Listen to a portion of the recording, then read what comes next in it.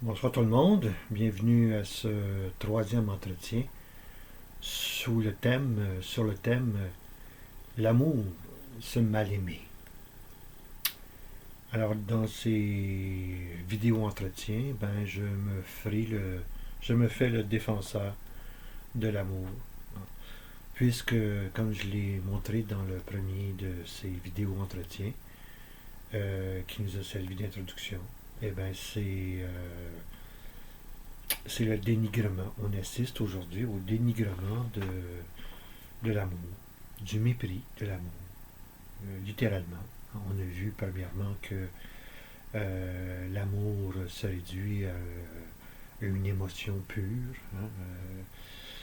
C'est le lieu de la subjectivité, de, donc d'une certaine manière de la fermeture. On est chacun d'une certaine manière, pour utiliser un terme très en vogue aujourd'hui, chacun de nous, nous sommes des bulles, hein, et on n'a pas personne ne peut s'y introduire et connaître, ressentir ce que seuls nous sommes en mesure de vivre, d'expérimenter, de ressentir. Alors ça, c'est la conception de l'amour qui nous vient en fait de Jean-Jacques Rousseau, dont j'ai parlé. Une conception sentimentaliste de l'amour. Bon, par opposition à ce sentimentalisme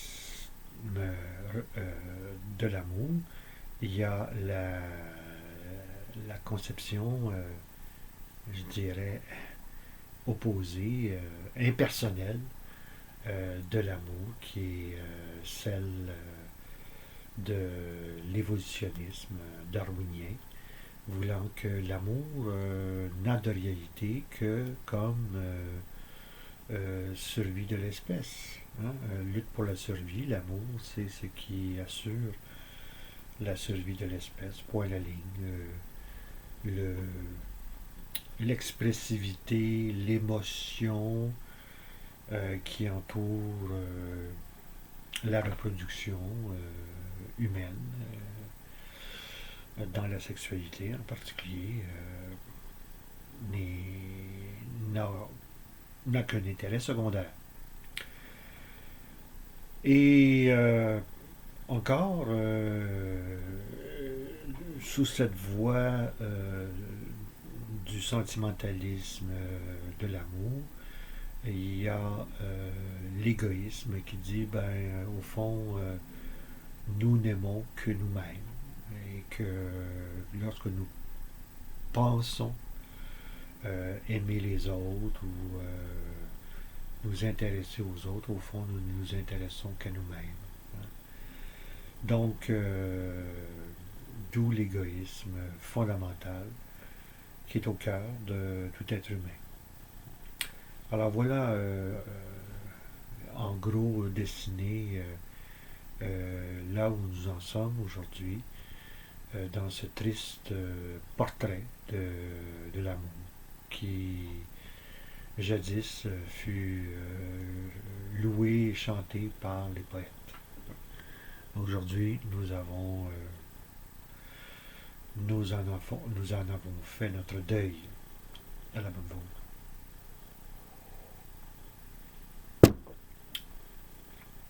Et on se souvient la dernière fois que, par opposition à cette conception, à cette mentalité qui accourt concernant l'amour, eh bien, il y a un autre point de vue qui était plus en vogue, évidemment, avant la modernité, avant le siècle des Lumières. Et c'est celui qui euh, implique euh, le, le, sujet, pourrait-on dire, métaphysique, l'être que nous sommes. Parce que nous serions, par nature, des êtres amoureux. Et j'en veux pour preuve la question métaphysique. Pourquoi aimons-nous quoi que ce soit? Pourquoi trouvons-nous de l'intérêt à quoi que ce soit? Pourquoi trouvons-nous qu'il y a des choses importantes, hein, qui méritent notre attention, notre souci? Alors, cette tradition ancienne, hein, fait appel donc à un être que nous sommes. En apparence, nous ne le sommes pas, nous sommes des êtres qui voulons satisfaire nos désirs, etc. Hein. Mais dans le très fond de nous-mêmes, si je peux m'exprimer ainsi, il y a ce mode d'être, hein, qui nous caractérise. Hein. Et d'où donc la distinction entre être et avoir, que je reprends du philosophe français existentialiste chrétien Gabriel Marcel dans son ouvrage Être et avoir. Il s'agit d'un journal métaphysique qui a été publié dans les années 30, 1930 si je ne m'abuse, 1935. Et je vous citais là, un passage de l'ouvrage Être et avoir, où Gabriel Marcel pose la distinction entre ce qui est un problème et ce qui est un mystère. Alors je rappelle cette distinction-là parce qu'elle est cardinale, elle est centrale à notre propos concernant l'amour.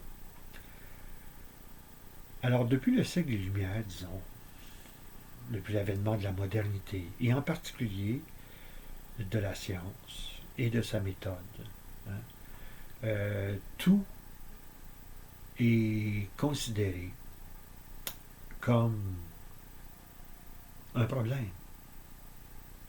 Le mystère a disparu. Le mystère appartenait à la religion,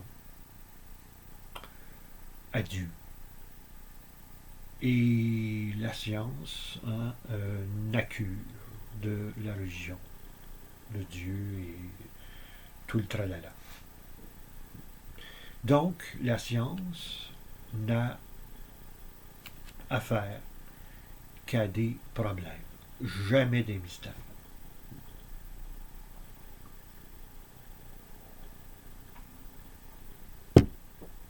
Et l'amour est considéré comme un problème, est tenu pour un problème. Et j'ai parlé tantôt de la réponse de l'évolutionnisme darwinien. Ben, l'amour n'est que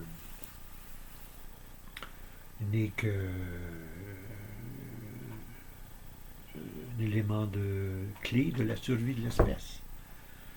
Sans amour, nous ne serions pas ce que nous sommes aujourd'hui. Donc, l'amour est important, mais pas plus qu'il faut. Au sens où l'amour est tenu ici comme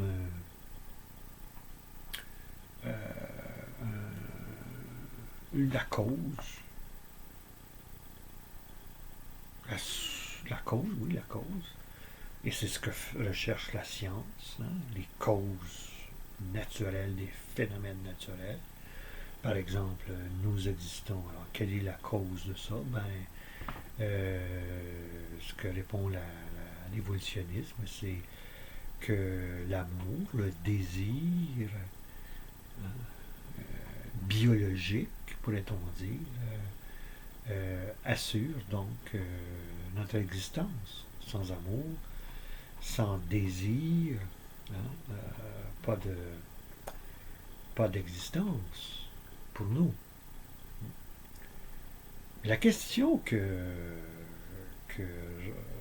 rejette la science, et en particulier la science évolutionniste, c'est pourquoi vivons-nous dans un monde où nous désirons survivre, où donc nous aimons la vie, où nous désirons. Hein? Pourquoi c'est ainsi et pas autrement? Hein? Alors ça, c'est une question que la science évolutionniste en question, évacue, rejette. Hein? Mais c'est une question de nature métaphysique qui se pose de manière tout à fait légitime. Hein? On veut savoir et on veut aller au fond des choses. Mais la science est plus scrupuleuse, disons, plus prudente. Hein? Elle évite de toutes ces questions pour elle à dormir debout. Hein? Et elle les rejette du revers de la main. Hein? Mais nous, qui aimons la vérité, hein, nous ne la laissons pas paître. Nous la tenons comme étant une question. Et là, j'ai dit tantôt, à l'instant, hein, nous qui aimons la vérité, pas seulement les philosophes, les métaphysiciens, hein, mais aussi les scientifiques, ils aiment la vérité. Hein, ils la désirent. Hein. Hein. Mais pourquoi? Pourquoi désirons-nous la vérité? Mais la formulation de cette question-là les laisse quoi? Les laisse ne les intéresse pas. Mais nous maintenons cette question-là. Nous aimons la vérité.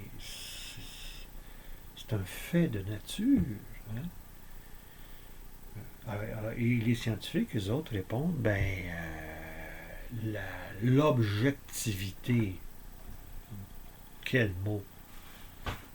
L'objectivité.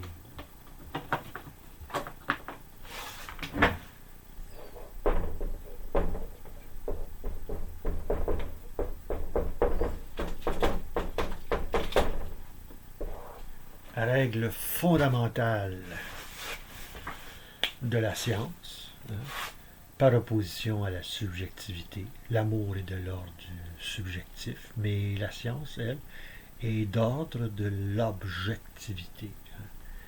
Et elle nous invite, voire nous prescrit impérativement à ne pas s'en tenir à nos perceptions, à nos préférences, à nos désirs. Hein.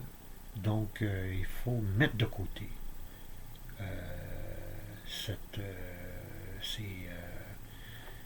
ces éléments personnels qui viennent biaiser, entacher la recherche de la vérité.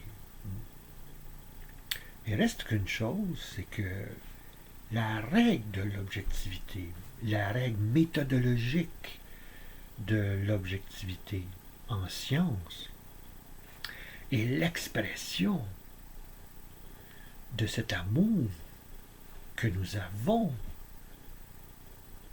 en particulier de la vérité.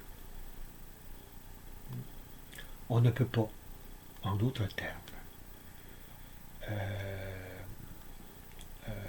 se séparer, disons, se, se, se, se, se, se scindre de cette réalité qu'est la vérité. Et plus que ça, de l'amour que nous portons à la vérité. Hein? Alors ici, il s'agit d'une... En fait, là, hein, c'est très important, là, cette histoire d'objectivité en science. Hein. C'est l'expression, ou en tout cas la restriction que nous faisons au nom de l'amour de la vérité. Reste que hein, nous sommes ainsi constitués. Et ça, ça n'intéresse pas la science.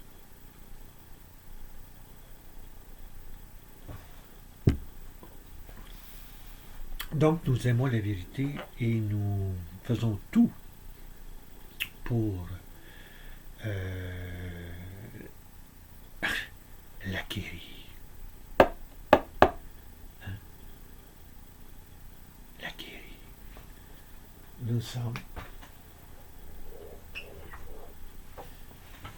le scientifique et tout être humain, moi-même inclus, nous sommes tous et toutes en quête de la vérité.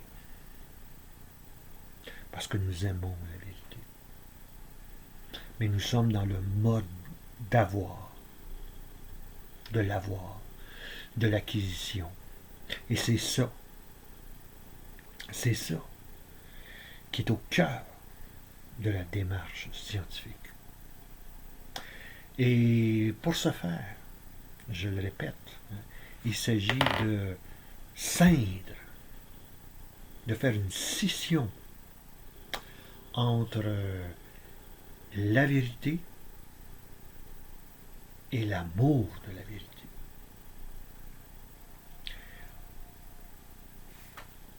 On ne peut pas faire cette...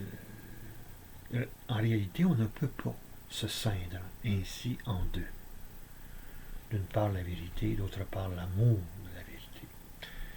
De laisser l'amour de la vérité au vestiaire, pour ainsi dire, et de nous consacrer uniquement à la vérité.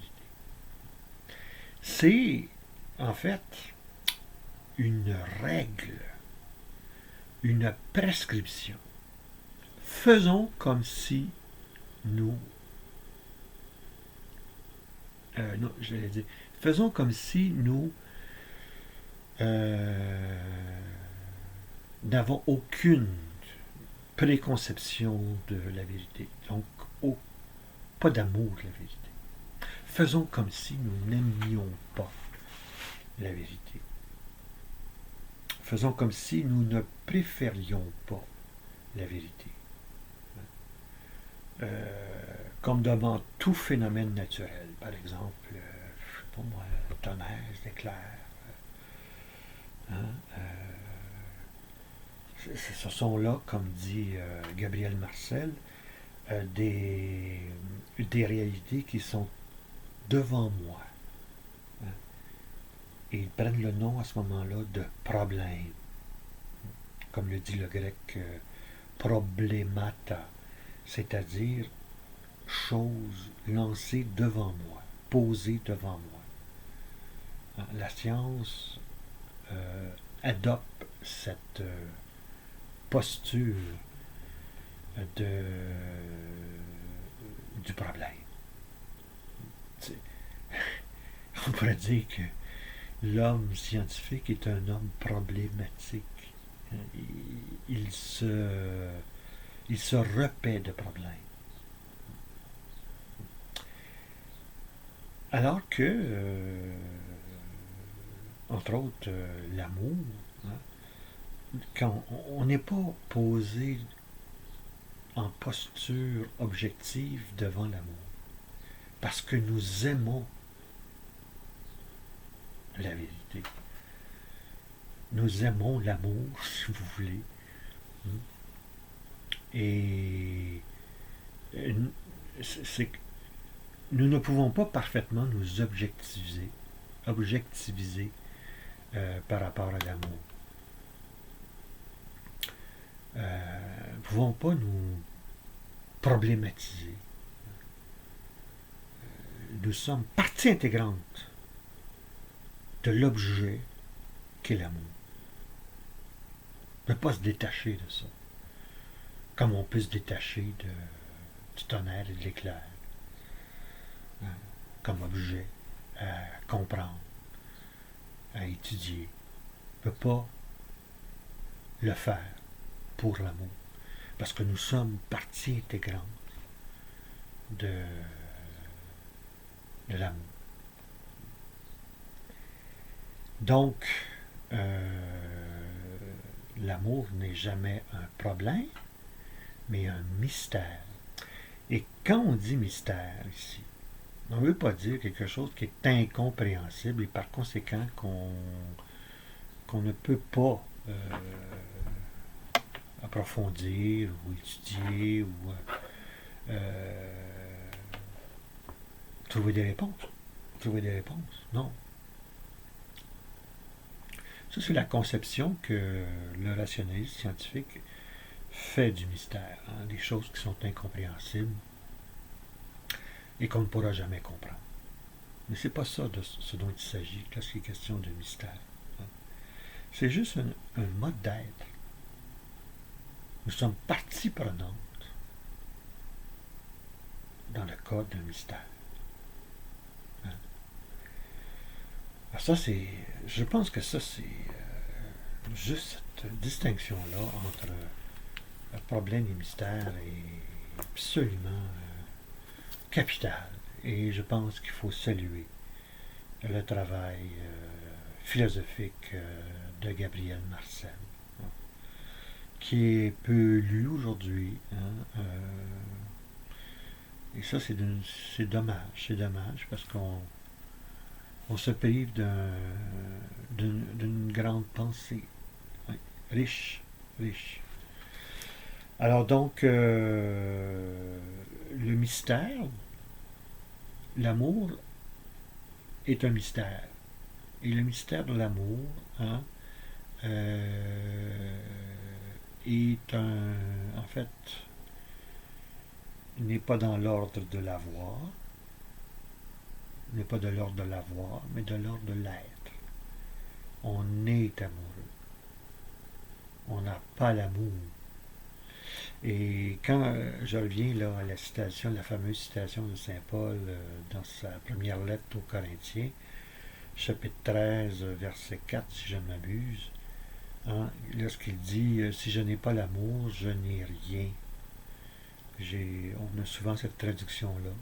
Mais si on va au texte grec, il s'agit en fait de l'être.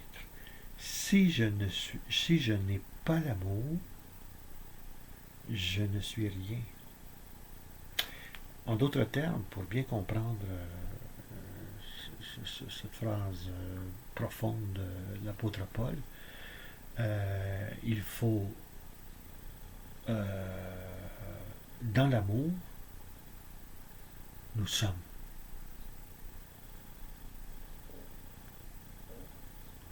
On reviendra là-dessus. Merci.